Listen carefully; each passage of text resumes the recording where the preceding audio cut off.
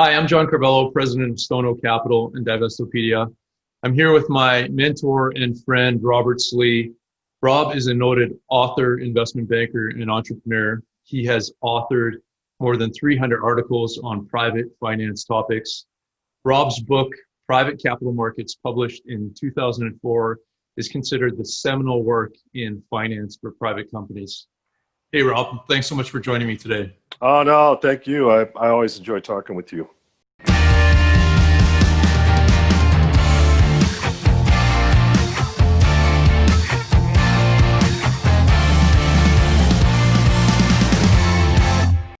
I have to say that your work and our professional relationship has definitely changed the trajectory of my career and how I view private businesses.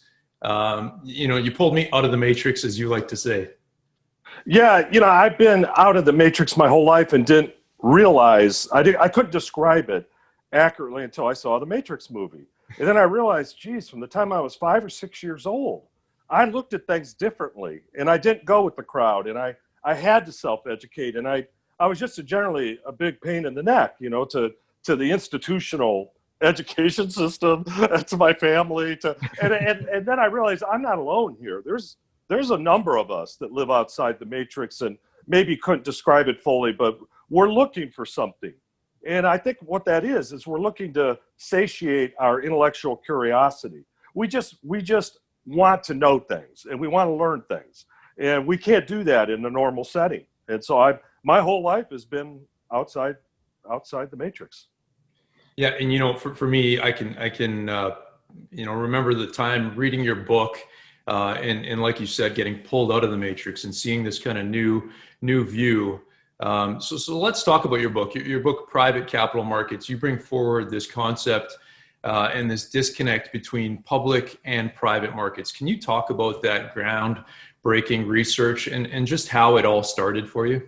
Yeah, it actually started in grad school. Well, even before that, I grew up in a family of family businesses. My dad was a serial entrepreneur before the term existed. And so at any one time we had a half dozen, well, now it's called middle market businesses. This was way before that term, those words existed together. And so I grew up running, small to medium-sized businesses, working in them, running them.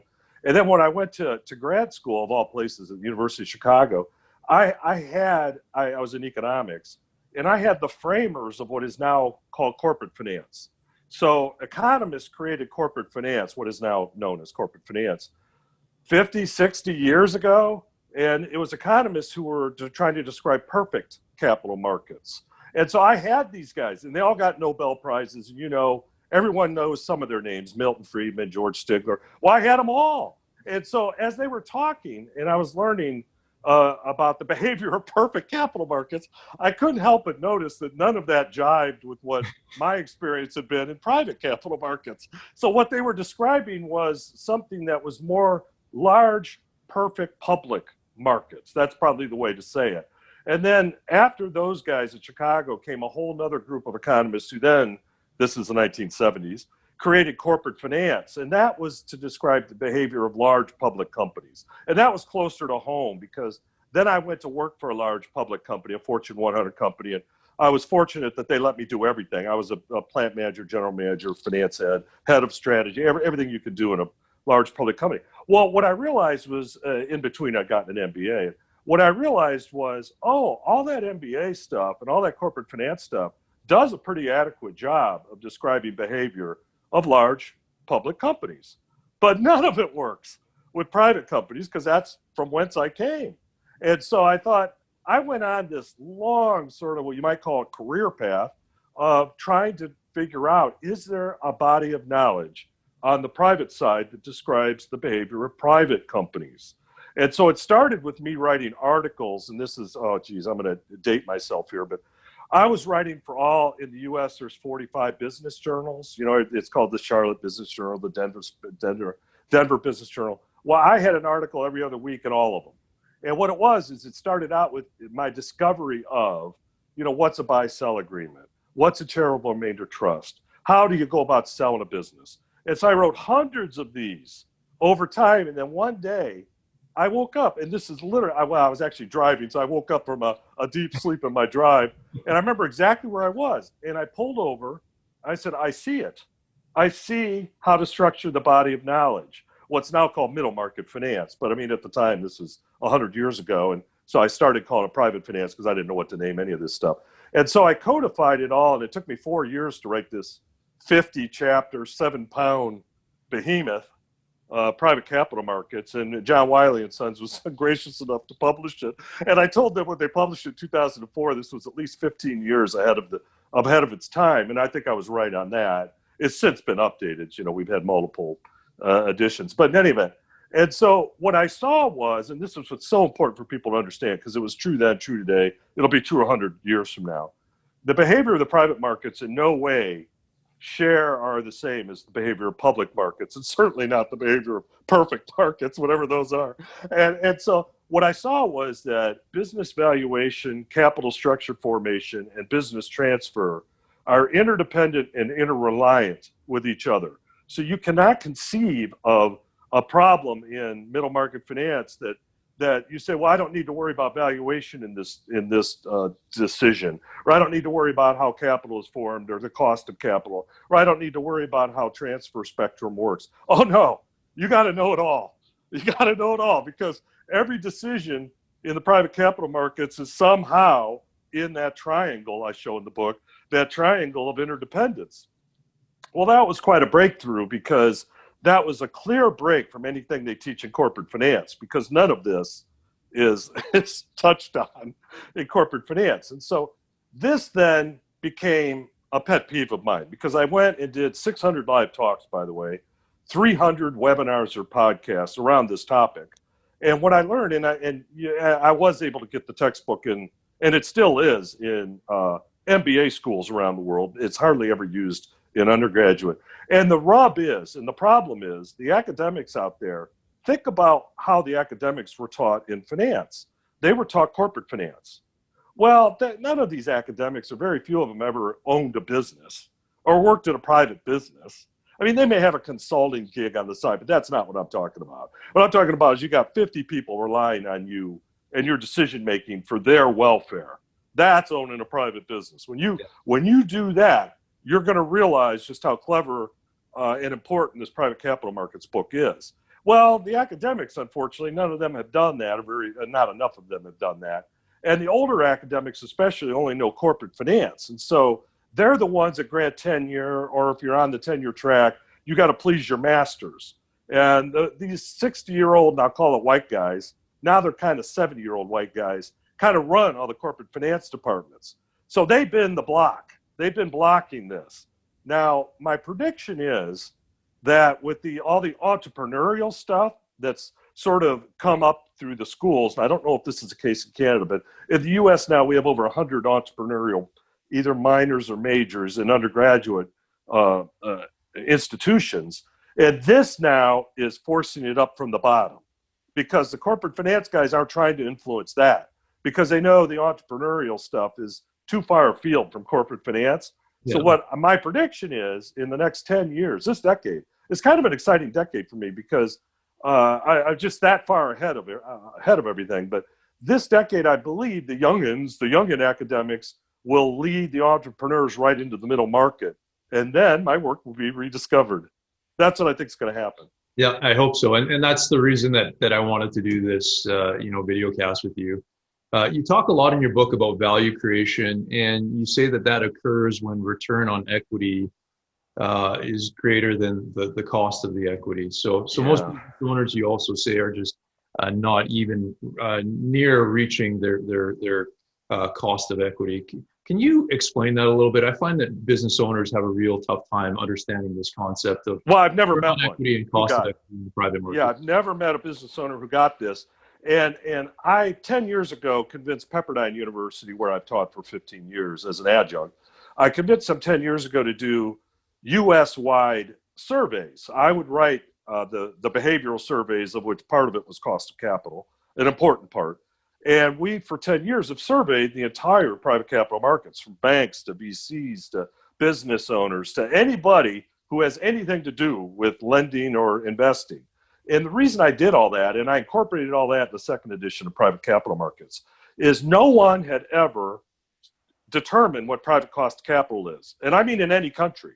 And, we have the world's biggest, the U.S., has the world's largest private capital markets, and there's a variety of reasons for that. But by far, it's probably 5x bigger than any other private cap. And yet we have the most sophisticated mechanisms for private capital delivery, and yet no one had ever determined what private cost of capital is. So as of 10 years ago, we did. And this is when I started writing these surveys, and then Pepperdine did the surveys, what I hoped to find out was every step of the way, what is every type of capital in the U.S., from the cheapest bank loan to the most expensive venture capital or private equity or factoring, what does it cost? And we accomplished that.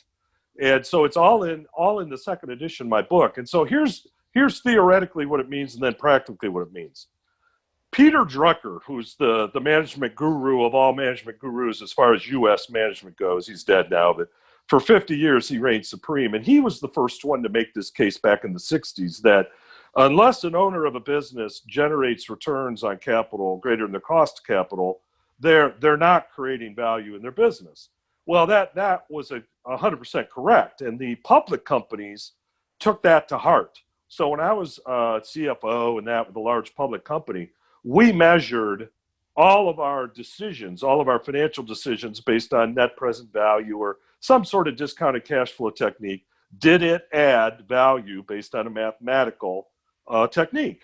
Well, that was the start of all of this. But we had, because the public capital markets are so finite in how they allocate capital, we knew in a public company exactly what our cost of capital was. And it was a fairly easy determination whether projects met that cost of capital or not. So this is an economic decision, is what we're saying, is that economically, unless your returns are greater than your cost, and this stands to reason. This it doesn't take a physics degree to think through this. Economically, you're not generating value in any entity unless your returns are greater than the cost. That's kind of okay. There's a lot more to it, but let's just stay with that. No one had ever brought that down to the private capital markets. And I knew that was a daunting task because it took us surveying hundreds of thousands of capital providers and then me making sense of all of it along with the academics of Pepperdine and then me diagramming it all out. Now, fortunately, it confirmed everything that I said in Private Capital Markets Edition 1, that private cost of capital is, I'll call it 3 to 4 times higher than public cost of capital. So this is another way of saying the risk of owning a private company is 3 to 4 times higher than the risk of owning a public company. Well, now that is just an unbelievable statement. Yeah. Think about that, because that means it's so risky to own one of these private companies that the chances of you creating value are slim to none. And we can point to this because what the Pepperdine survey showed was that 80 to 90% of the private business owners in America, I don't know about Canada, but America, aren't covering their cost of capital and therefore are slowly but surely going out of business. Now, what COVID has shown us, because we've had millions of companies fold here in the U.S. just in the last 6 months, and there'll be millions more, by the way, is that these were teetering companies anyways, because what happened was, it isn't that the owners are stupid. They're not. Smartest people I know are business owners. What it is they intuitively figured out somewhere along the line that it was so risky to own these businesses that they were better off taking all the money out as they went. So instead of trying to build a valuable entity, the risk was too high for that, because you're one customer away or one phone call away from oblivion is what all these owners know. And I've owned 60 mid-sized businesses personally, so I know this. This isn't theory to me, that even these strong companies I own or have owned are one phone call away from oblivion, a chemical spill, a loss of a 35% customer. There's a lawsuit. There's a lot of things. And the phone wants to ring. When you own one of these companies, it seems like it wants to ring. And that's how risky these are. And so the owners intuitively knew that they were better off having lifestyle businesses than they were valuable businesses, because the value was ephemeral, meaning it could disappear in a heartbeat. And they were 100% right, by the way. That That is when I first got into this discovery process of trying to figure out cost capital and private cost capital. I thought the owners were idiots, and they weren't balancing risk and return properly because they didn't understand what I understood as an MBA, that you only invest in projects that generate positive economic benefit, and they're not doing that. And in fact, I've never met an owner that used anything other than payback. How many years does it take me to get back the investment? And I thought, what a bunch of morons. Then once I started owning a lot of businesses, what I realized was, if you've got a 30 to 40% cost of equity, you better be using payback, because that means you're looking at about a 2.5-year payback on your equity. Well, you can't use a discounted cash flow model, which is what we use in public markets and what the private equity people use, because the risk is too high to make any sense of the project. See, that's when it all dawned on me, and I probably had this awakening 6 minutes after I saw the Pepperdine returns, the survey returns, that, it's so risky that the owners have it right, that you better just drain the business, because that's the only thing you have for sure. And then what I noticed, and I bet you've noticed this too in your investment banking practice, was that so often in these lower middle market sized businesses, most of the value was in the real estate, the underlying real estate, because they figured out, well, that will hold value, because usually real estate's not a phone call away from oblivion, but the operating business is. And then I realized, these owners are so much smarter than the academics. They were so much smarter than me that I threw in with the business owners. So then now I look at things almost purely as a business owner. I don't look at things as an academic, because that's the fastest way to go out of business. Because what the academics know does not apply to business ownership. It just doesn't. So yeah, I dealing with entrepreneurs on my end, and my own personal entrepreneurial experiences has really taught me, and your work has really kind of opened my eyes to the risk around a business and the cost of that equity that you have. You mentioned kind of 30% plus cost of equity in a lower middle market business, and that's kind of the concept that I try to get across to my clients and business owner colleagues, just around how risky it is to own a business, and you really are one incident away from value going from transferable to nothing. So and your work kind of really opened my eyes around that. Well, then that leads to the whole discussion of what should these owners be doing. And so the subsequent books, I wrote a couple textbooks, one on M&A and one on private capital markets. And the subsequent books were my discovery, and they're the Midas series of books after King Midas, were my discovery of what personal behavior should business owners use to then, if they're going to maximize their lifestyle, you might as well maximize your lifestyle. And what we discovered was, and now what I've used for 10 years in my own business life, was maximize what you work on and how you use your time. So my latest book is by far my best book, Time Really Is Money. And what we did is, to prove the concept, we went out and mentored 100 companies over a 7-8 year period. And I was using this same time monitoring, time allocation process in my own life. And what it says is that the gist of the thesis is that strategic tasks or activities are valued up the value ladder much more highly than a tactical task, like getting on a forklift or talking on the phone. Those are tactical tasks, probably all of which are under $100 an hour tasks. Yet the strategic task of working on your company culture, picking the right niche, or having the right people in place and resourcing projects properly, well, those can be $5,000 an hour tasks or even more. And so what we learned was, all that mentoring in my own personal situation is, if you're going to maximize your takeout and create a valuable business, just work on $5,000 an hour tasks as an owner. And what we saw was, and we proved it, that we could take any business in any industry with any type of owner and 5x increase the market value by 5 times within a 3-year period. And I've proven that time and time again. To my own satisfaction, that's how I run all my businesses, except I kept going. So my hurdle rate, or my hourly rate, you might say, is now $100,000 an hour. So I don't work on anything as a business owner that doesn't promise that if I'm going to have 100 hours in that business over a certain period of time of my time, well, I've got to generate whatever 100 times 100,000 is. And so the bucket of gold has got to be that size. And you say, oh, nonsense. That can't possibly be true. Well, I've done one unicorn that does involve Canada, where I'm the guy who's fiber wiring the entire Arctic, which is partly northern Canada. And my partner in that is one of the richest people on earth.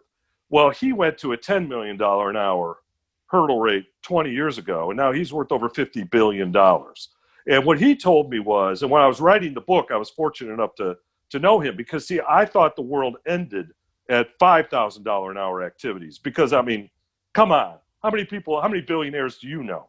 And so what he proved to me was, and I was fortunate enough to meet him before the book came out, and what he proved to me is he knows 100 billionaires, and 100 of them have at least a $5 million an hour hourly rate. And Steve Jobs had a $10 million, Warren Buffett, $10 million an hour. Larry Ellison at Oracle, $10 million an hour. And he said that's the secret sauce of the billionaires because you can only get their time, and they allocate their time usually in 10 to 15 minute increments based on if they can add that much value to a project or their company. And as soon as he told me that, all the lights went on. Because then in my head, I realized that's how the world, that's how people not just get super rich, but that's how you change the world, is you only work on stuff that only you can do and that adds incredible value. And so I'm at $100,000 an hour, moving to $1 million an hour. It'll take me a few more years to get there. I started out too low. See, 10 years ago, I was at $2,500 an hour, and I've worked my way up this ladder, call it the value ladder. But that's how you should allocate your time. That's how everybody who hears this should start thinking about how they spend their time, because I guarantee you they spend half their time on less than $100 an hour tasks. And so there it is. You can't generate wealth that way. Yeah, So. it is an amazing book. And again, that book is Time Really Is Money, How to Work for $5,000 per hour. That's the title of the book. And after reading that book, I viewed my own life, and you kind of do break out your earnings and your value creation by hour, and you start to move up that ladder and start thinking about tasks. And like you said, once you get to that $5,000 an hour per hour level or ladder rung, you're on a different level, right? You're not focused on the tactical stuff. As you had mentioned, most business owners do focus on. And that, again, a key learning to your book is how you create value. So another amazing piece of work that everybody on this video cast should dive into. Rob, another great insight that I got from your private capital markets was around this 40-year market cycle and the 10-year transfer cycle. Yeah. They always tried to educate entrepreneurs on this, but would love to hear it straight from kind of the author's mouth on these cycles and how relevant they are today. Yeah. Well, this is probably the only benefit of being an economic historian, which is what I kind of am. And so what I realized over time, and this is just through reading, you really don't talk to anybody who thinks this way, but what I realized was in the U.S., every 40 years since the U.S. became a republic, we've had a total reset of our economic situation. So 1810, 1850s, 1890s, 1930s, 1970s now.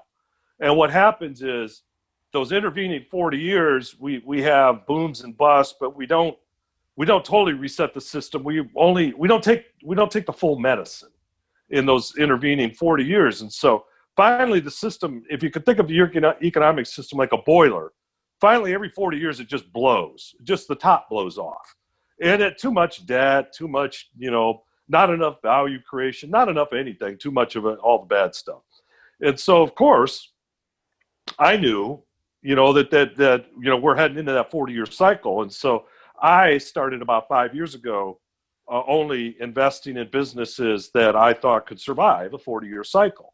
Well, within the 40 years in the US, and I think this is going to be true in Canada too, because it's human nature, there's these 10-year transfer cycles, which, Sorry, Rob, yes. backing up, the 40-year cycles, maybe give us a time frame on those 40-year cycles that you've seen. Yeah, well, I mean, in the U.S., it started in the 1810s, 1850s, 1890s, 1930s, 1970s, and frankly, right now. We're in a total economic reset right now in the U.S. Most people don't realize it, but the whole system is resetting now to something that we're not going to recognize. Now, that could be the loss of the U.S. dollar as the reserve currency. That could be a move more towards socialism, because not enough people are creating value on an individual basis, and they have to, our safety net has to increase dramatically. That could be the have and have not society is so polarized that it has to break. That, I mean, does all this sound familiar? I mean, I bet you all this is going on in Canada too. And so I think it's a human nature thing. So the every 40 years is a human nature thing, and it's just going to always repeat. And so we're going through a massive economic reset right now, and we're at the early stages of it, by the way. And I think 9 people out of 10 feel it in their bones, but they can't voice it. They can't describe what's going on, nor do they know what to do about it. Because what do you do about it? I mean, what I did is I went into, I'm fiber wire in the Arctic, so we have a 30-year monopoly. I own companies in deep chemistry that, we're giants in certain types of chemistry. I'm owning disruptive technology companies that have a 10-year run. I'm not doing anything that would be considered normal because normal ain't going to cut it in this decade. So the problem with the every 40 years is when it starts, you have usually a 5 to 7 year blackout period, economic blackout period. Well, we just started this. Yeah. I mean, imagine if the next 5 years is blacked out. Well, most businesses can't survive that. Most people can't survive that. I'm not sure most governments can survive that. And in fact, usually what's happened, and I hate to say this, but if you track back in time, how did these 40-year 40-year economic cycles end? Big war. A big fat war, because it was the only way to all the countries to get their economic engines going again. And I'm not predicting that here, but would I be shocked? Well, no, because it's going to be hard just to have typical economic momentum given where we're at right now. Mm-hmm. I mean, look where we're at right now. And overlay that, I also own one of the largest artificial intelligence companies in the world, believe it or not. I mean, there's a statement. And we were the ones that whipped, COVID in Wuhan. So, I mean, I have a lot to say about COVID, although now's not the time for that, because we were the first ones to see what COVID really was about. And so, but what I see with AI is it's going to add to some of the drama with this 40-year reset, because what we're doing with factory automation and with decision-making automation, those are human replacement situations.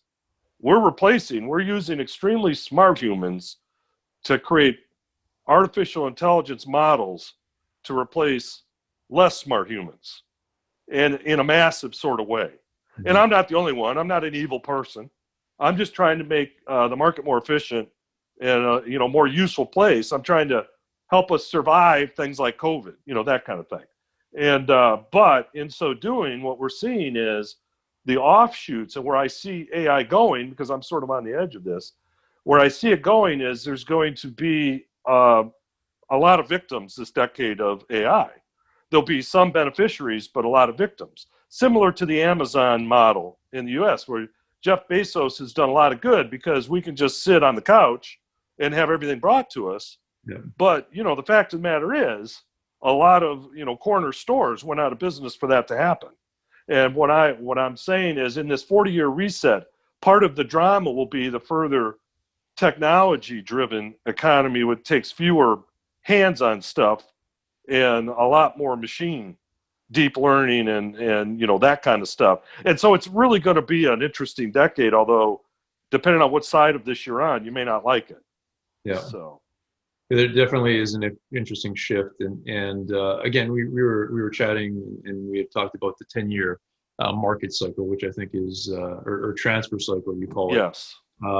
Maybe just give us a summary of that, because I think. Well, I live this. This is how I live my life in terms of how have I owned 60 some mid-market businesses. Well, I've never bought a single business from a business owner. They're irrational agents. You know, every business owner I ever met thought their business was worth 50 million, and maybe I could sell it for 2. You know, I mean, it's just some sort of.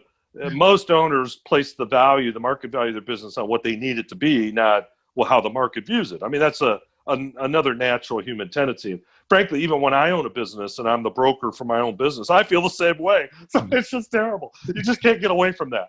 But in any event, what I discovered 30 years ago and what changed my life, this is probably the single, other than the risk return balancing and the whole cost capital, the second most important thing I discovered was in the US, we have a recurring 10-year transfer cycle. And everything I'm talking about now is for private businesses, not so much Wall Street or public companies, but in private businesses. And what happens is, and it recurs constantly along economic lines. And in the US, at the start of every decade, so let's think 2020, for the first 3 or 4 years of every decade, you can go back to 1980 to 83, 90, 93, 2000, 2003, we're in a macroeconomic recession in the US. And I think Canada and the US are so tied at the economic hip that there's probably a lot of this is translatable to Canadian business too. But what happens is during that economic period, earnings are hard to come by. You're probably going to have a loss of top line revenue and probably, at best break even. And so you can't really transfer a business, maximize the transfer of business then. Well, so for 3 or 4 years at the start of every decade, you don't want to be a seller. That's when I buy. So how I bought most of the businesses I've owned are corporate cast-offs, because toward the end of that period, think of the second and third year of every decade, big corporations, because this is when Wall Street or public markets, Bay Street, they tend to have a downturn then, and to reflect that the economic times aren't so great. And so what happens is the big companies start doing write-offs, and they say, well, 10 divisions got to go. We are Tyco, we have sinned. We're going to write off $500 million, and that means 10 divisions are going. Well, I don't want to buy 10 divisions. I want to buy the 10th division at book value. And so I've done this dozens of times. So I'll wait till the other 9 divisions are sold. Goldman Sachs or some Bay Street investment banker sells those. And then the 10th one is an orphan. It can't be sold. It's like doing 30 to 50 million in revenues. It's never made $1, never will. Whoever the champion was, the big public company that bought it to begin with, is long since been fired. So they just want it off the books, So I come in at book value, and they finance half the deal, the seller does, and away we go. And so if I buy it at the right timing in this 10-year transfer cycle, I only have to hold it for about a year during the dark period. And usually about the 4th year of every decade, things lighten up again economically, and so we're off and running. And so I sell all these things in the 7th or 8th year of every decade. So, think about it. That's about a 4 or 5 year hold. It allows me to pay off all the debt. I'm debt free. So it's a tremendous return on equity, because I only have enough money to close the deal in it. So my return on equity is 50x, 100x. So, I mean, that's the right way to play the game. Now, hardly anybody plays the game that way. And the reason is, the private equity firms who own some 50,000 U.S. mid-market companies, which is just shocking to me, they put out money whenever they raise the money, which is so idiotic it's unbelievable. Because if you raise the money in the best of times, mid-decade, you put all the money out at the highest possible, EBITDA multiples, which is just so idiotic. And this explains why over the last 20 years, we've studied this at Pepperdine too, the return on equity, cash on cash returns on equity for private equity middle market is about 6%. And yet their business models, when they go to buy stuff, they're trying to buy stuff at a return on equity of around 20 to 25%. Yeah. So they shoot for 20 to 25, and yet they get 6. Well, now you tell me, what kind of business model is that? I mean, that is the most idiotic business model I've ever seen. But it keeps 100,000 MBAs off the street. So I feel like they're doing less damage in the PE world than they would do anything else they might be doing. And so, I'm not going to raise too much of a ruckus because I sell an awful lot of our investment banking clients to these guys at 8 to 10 times EBITDA multiples when in fact I know that 2 years after they buy it, it's a book value deal. But they don't seem to know that. And I don't even think they care. I don't know. But that's that. So this 10-year cycle. So I'm a business owner during half the 10 years, and I'm a business intermediary the other 5 years. And I've been doing that for 30 years. Yeah, and again, like the insight and the enlightenment that I received from this transfer cycle is just educating people that you can't really time the market, but I think you can time the moment, right? You can be ready, prepared, that when we get into these cycles, and the 10-year transfer cycle has been eerily close to perfect over the last 5 decades. And like you've prognosticated the next 10 years here pretty accurately. So you can time these ebbs and flows in when's the right time to buy a business and when's the right time to sell a business. So and this of course leads me as the father of the intellectual exit planning, because Private Capital Markets is the book that sort of made sense of all this, so people could intellectually have a framework to exit plan. They missed the most important thing. The most important thing is all of that has to occur within the 10-year transfer cycle. So if you're going to have an exit planning practice, it begins and ends with the transfer cycle. And yet they missed that chapter in the book. So they're out there, all these ex-financial planners who are now exit planners, they get 4 days of education. Now, you and I have spent our whole careers learning how to properly exit plan, both our own businesses and others.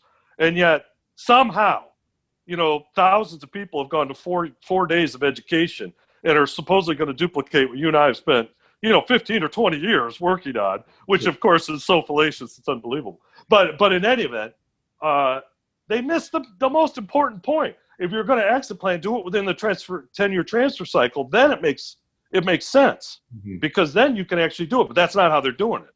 They're doing it as if all businesses have some incredible market value, which they don't. Only 1% of the businesses in Canada or the U.S. are even peggable. Private equity group, will even look at, and that's 1%. I'm rounding up. And so, the whole thing is so nonsensical, it just almost brings tears to my eyes, because they missed the most important parts of my lesson. They just missed it. So you kind of beat me to the punch in terms of my next question, but just around the whole exit planning industry, like there are lots of challenges there on, the business owners, just not feeling like it's important or something that they need to do.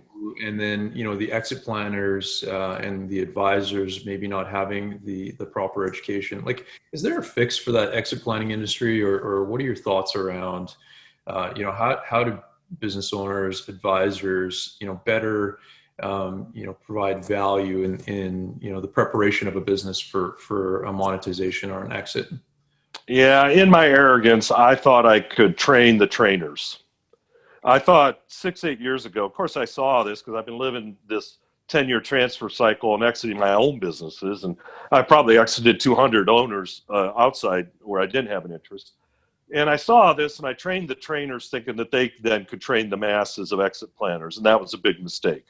Because somewhere between my education of the trainers and the trainers, it was like replicative cloning. We're cloning with each generation of a clone. It gets further, and you start with the sheep and you end up with some sort of 8-headed monster. And that's what happened in exit planning. So unfortunately, even though I've spoken obviously to all the exit planning conferences and they use my works for, their education, that's been a total miss.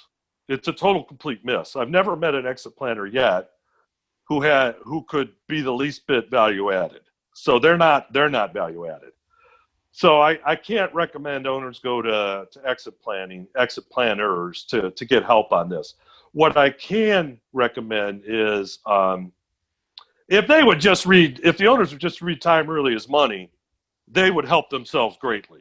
Because I wrote that book for business owners, not for academics. Yeah. I wrote that for you and me and people like us.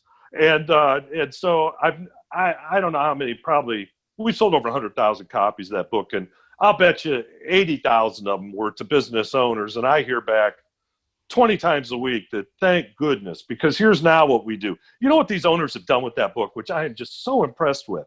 What they've done is they not only have changed how they allocate their time, they got all their direct reports to them to go on an hourly allocate how they spend their time, the direct reports. And now the direct reports have all their people on hourly tasks. So everyone in the whole company is monitoring how they spend their time. Brilliant. I didn't even say to do that in the book. And so so that's probably, I'm going to just say it out loud. And this is true with my businesses. It's true with any of your businesses. It's true with anyone listening.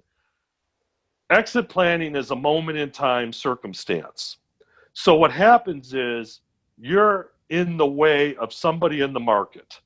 And so that's a moment in time, in that good time in the decade, whether it's a private equity group owned business or it's a strategic owned, that you've just positioned your company in the way. And it's cheaper for them to buy you out than it is to recreate what you've done. And so just try to get in the way. And then when the knock on the door happens, answer the door.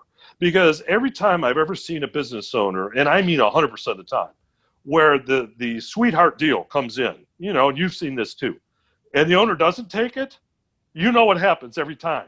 Because then they just immediately go out of business, because these sorts of brass ring deals only come around sort of once. And then what happens is it sort of signals the market that you're not going to sell. And then the competition starts building up around you. And so then they do greenfield projects to get you out. And then, the big company does something they wouldn't have done. They go into business against you, that kind of stuff. So now most owners don't look at the brass ring that way, because they're not in it for the value creation anyways. They're in it for, this is a lifestyle. And so they don't always answer the door, and then it's a disaster. I've seen this happen hundreds of times, where they didn't answer the opportunity knocking, and they just go out of business after that. Yeah. So, and answering the door, and then having the right advisor there, or the right investment banker there to help you kind of see it through, right? Because there's so many things that can go wrong. I mean, you and I have joked a lot of times in previous conversations about how hard it is to close M&A transactions. You've said that M&A and investment banking is more of a sport than it is. Yeah. Let's talk about some of those challenges in closing deals. We've all been there as advisors and as entrepreneurs on trying to overcome the challenges of getting a deal across the finish line. But maybe talk about that a bit. Well, what most owners don't realize, and when I say most, I mean 99%, is how much easier it is to get into business than it is to get out of the business. Because it's like stopping a merry-go-round at full spin for one moment to close that deal. And there's so many moving parts, and everything's moving so fast that even the day of closing, I would bet my fee on every single deal I've ever done that it's not going to close. And because trying to stop the merry-go-round, I mean, the smaller the deal, the less likely it is. The smaller the size of the deal, the less likely it is to close, because you probably don't have enough professionals all trying to grab onto the merry-go-round at once, trying to close it. And on top of that, the smaller the deal, the more emotional the owner probably is towards that deal. Now, I've done a number of billion-dollar transactions now, for better or worse. Those are the easiest deals I've ever done. Because you have so many professionals grabbing onto the merry-go-round that, man, it's hard to get it started again once it stops. And so and plus it's more of a business decision. Now, the closer I get to the smallest deals I'm involved in anymore, like 10 to 20 million transactions, and those are much harder to close, because there's all kinds of, you don't have all of the data you need sometimes in those size deals. The data isn't institutionalized. You may not have the systems you need to really fully understand how to stop the merry-go-round. The owner's a lot more emotional at that end. It's just hard. And so it's very, very difficult to get out of these businesses. And then you have the added gamesmanship. Now, I will say that about a third of the private equity groups out there, since they are the main market makers for a lot of these middle market companies, are games players. That they'll try to what's called retrade the deal at the very end of the deal, reprice the deal. So, oh, no, we didn't know you had a 20% customer. Of course they knew you had a 20% customer. So now we don't think, 6.5 multiple is fair anymore. That really needs to be 6. So somebody's trying to pay, for their salary on this. Well, they don't bring this up until the 9th inning. You're in the bottom of the 9th, and what happens to all the owners, and myself included, is that you become an emotional seller soon after the letter of intent is signed. You say, well, I see myself out. You start doing the mental math. And I always tell my owner clients, never do the mental math. Because as soon as you do now I can pay off the house, I can buy another house, I can buy the boat I've wanted for a while. The minute you start doing that, you've sold the business in your mind. Yeah. So when these bad actors start doing this retrading stuff, and it puts the broker in a terrible position too, because, oh man, what do? You just got to walk away, really. I mean, is what you got to do. And then, you've stopped the merry-go-round to get to that point, and now all of a sudden you got to get that merry-go-round spinning again. And unfortunately, and you know this as well as I do, you can be a very, very good intermediary, but the word will get out in an industry during due diligence that, Sam or Judy, they're selling their business. Well, geez, that puts more pressure on, now the vendors may know, and some of your employees know, and the customers know. Well, then, it sort of puts a lot of pressure on you to go through with the transaction, even though you're being taken advantage of. And all of that stuff is going on in a very short period of time. I mean, all that stuff may be happening in a week, at the very end of a deal. It's amazing. I'm shocked the deal ever closes. I'm shocked. I am. I mean it. I mean, every deal I've ever done, I am just flabbergasted the deal closed. And that's when I'm the one doing the closing. Yeah. So don't you feel that way? It's just an amazing thing a deal closes. Yeah. It's just like almost a miracle. So I always tell my clients that, after the LOI is, there's kind of euphoria, and, they're feeling really happy about, and I say, hey, we're a long way from the finish. This roller coaster ride hasn't even started yet. So, let's not congratulate each other until there's cash in the bank and there's signed purchase agreements, and even the signed purchase agreement, I don't know, there's still probability and chances that things don't close, because there's just so many things that can go off the rails. Oh, I've had a half dozen deals the morning of the closing where they were going to sign. I mean, they're literally reaching for the pen, and the most unbelievable things happen.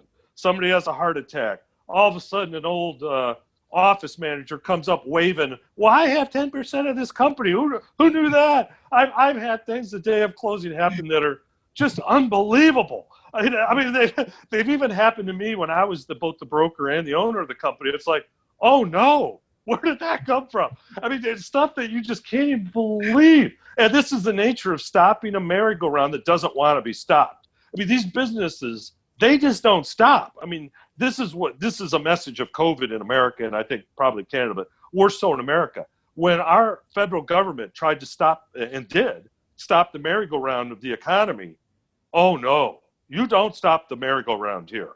And we effectively, because everyone had to stay in place, and quarantine and all this, the end result of that is it's not just restaurants going out of business here.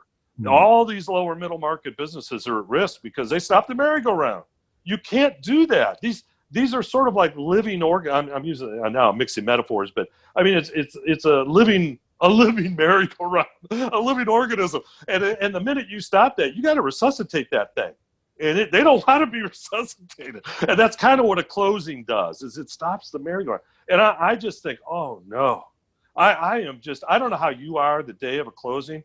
The day of a closing is so anticlimactic for me, whether I'm the owner, seller, or the broker, because I'm exhausted. Mm-hmm. I am emotionally exhausted. I've never felt euphoria the day of a closing. It is so anticlimactic to me because, I just can't believe it closed. I just can't believe it. So there it is. And that's an experience. And I'll tell you another thing. I've been doing this for 30 years, unfortunately. And I have seen hundreds of deal makers come and go in this industry who never closed a single deal because they weren't emotionally prepared for this, hand-to-hand combat, which is it's big game hunting. It's sport. It's a sport. And most people think it's sort of a business. It's not a business. It's big game hunting. And you got to be emotionally prepared for that, to play that game. Most people aren't. and Oh, they're and just that's, not prepared. yeah, and that's where So experience comes in, right? Like, I mean, even as you said it, I mean, you've seen so much, and you still haven't seen it all. So, but having more experience than less is, just helps navigate, the business owner, the buyer and the seller, frankly, through right. a lot that can happen, and usually a lot does, unfortunately. Well, you asked a question a minute ago, and I didn't answer it the way I should have. And that is, what should every business owner do, no matter if they ever plan to sell, even if they plan to die in the business? More power to them. It's their business. Do what you want. Uh, Always have the business so they're an active chairperson. That's how I run all my businesses. I'm only allowed to run my mouth in my businesses, the ones I own. I'm not allowed to run anything because running a business is mainly a tactical thing. Yeah. So I'm not allowed to make any less than $500 an hour decisions because I'll mess it up. So I'm an active chairman in my case, or you can be a chairwoman. I'm an active chairperson, which means that if I get run over that morning, nothing's going to change in that business in the near term because I wasn't doing anything. And so I would strongly encourage every business person, owner, to work themselves out of the ownership responsibility. I mean, they still have the responsibility, but out of the ownership tasks. So they should only be picking the big fights. Where are you going to go? What's the next niche? What's the culture? But stay out of who's mowing the lawn at the plant, who's the Jimmy hates Sally drama in the company. Get away from all of that because that way you still own the business, but it doesn't matter if you come or go, and that work your way out of managing that business, and if an owner does that, then they can die in the business. It'll be just fine. So if that's what they want to do. So Rob, that's great advice. Hey, I am so grateful for your time today. You've been such a wonderful mentor to me, and your work is such an important piece for middle business owners that want to not only create value but monetize value in their businesses. My hope is that anyone that's listening to this, picks up your work in private capital markets and also in time really is money, and really digs deep into your work because it is essential for value creation. So thanks again, Rob. I really appreciate this. no, thank you. It's been great talking about it. I feel like I don't talk about this stuff enough anymore. So it's been great. Thanks. Awesome.